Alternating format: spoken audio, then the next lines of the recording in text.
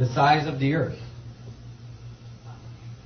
And here you can tell that the objects make most likely a full orbit of the Sun,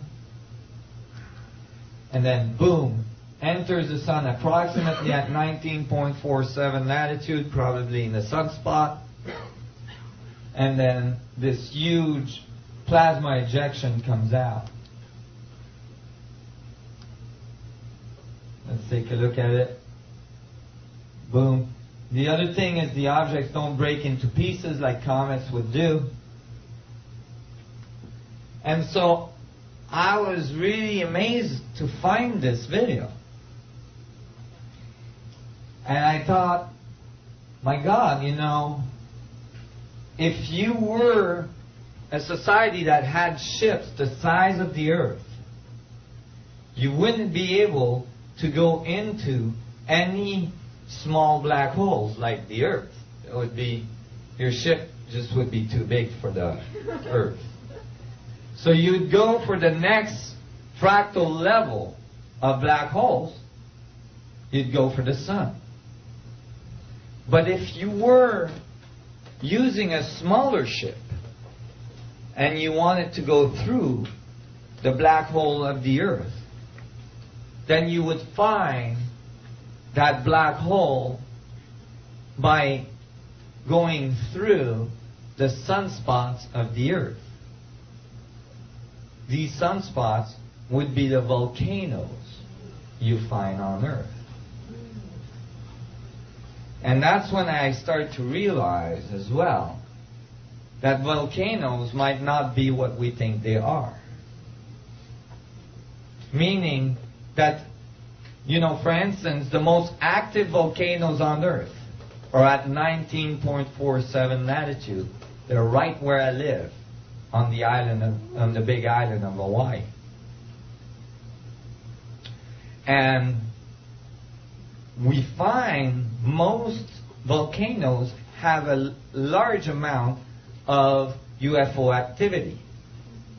The volcanoes at 19.47 latitude in Mexico have so much UFO activity that the government, the Mexican government, has started to train pilots so that they know where the UFO activity is and they can avoid these routes when they're approaching Mexico City for landing.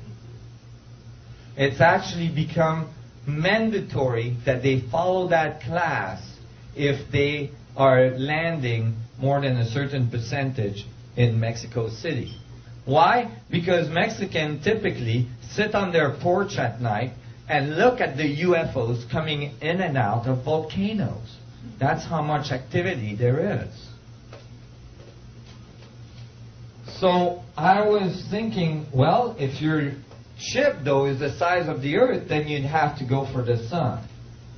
And as I was thinking this, the music was playing in the background, and this was what played. And I thought that was very indicative.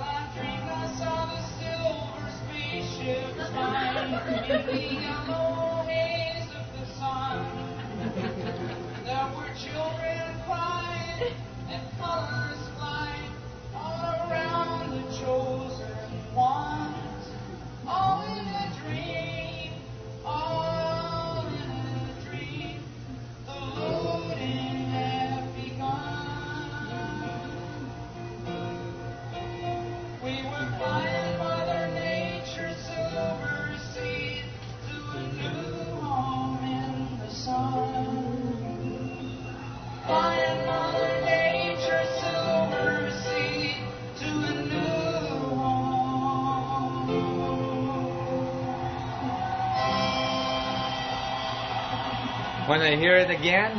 Yeah. Okay. Beam us up. Let it play. Crank it up.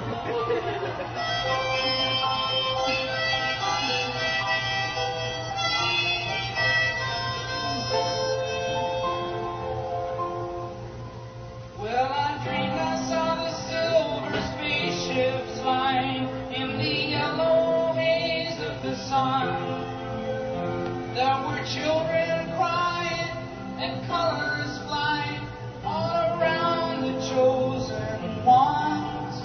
All in a dream, all in a dream. The loading had begun. We were flying Mother Nature's silver seed to a new home in the sun. Flying Mother Nature's silver seed to a new home.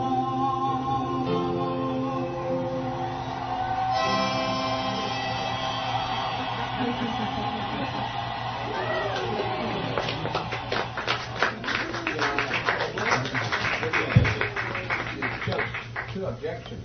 One at 5 o'clock and the other one about 10 o'clock. Pardon me? How we could travel through the universe. The wormholes that John Wheeler predicted, I believe, are actually visible. They are vortices on the surface of the sun that we call sunspots. And they're going directly through to singularity. The vortex we found on Jupiter, the big red spot, 19.47 latitude. The big volcanoes we found in our solar system, the largest volcanoes in our solar system, the Olympus volcanoes on Mars, 19.47 latitude. Go ahead. On this video, do you know the time scale? Yeah, this is over, I think, a 2-day period. Yeah, I think it's about approximately 2-day period, but I don't have the timer on it. So I was amazed, but you know what? The sun right now is doing some crazy stuff. Have you all been going through some epic challenge in your life?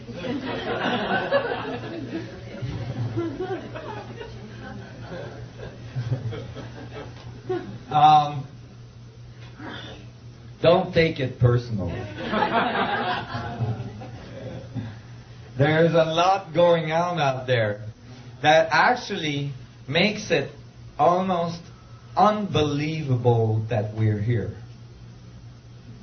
Unbelievable. Did you know that last winter a comet almost twice the size of Jupiter flew through our solar system? Yeah, they didn't talk about that one. They released the data at the last minute. Let me pull it out for you, just so you see it. People don't know about this. Unbelievable. They didn't even talk about it on TV. Why? Because they thought we were toast. And they thought we were done. A comet twice the size of Jupiter is not trivial. Jupiter is the largest planet in our solar system. An object twice the size of that is extremely massive. And there's no doubt that it should have disrupted many of the orbits in our solar system and created huge tidal wave on this planet. Why didn't it? I don't know. Here it is. This is the video that was given by NASA about it. They didn't talk about it. They just put it on the net, on the solo site.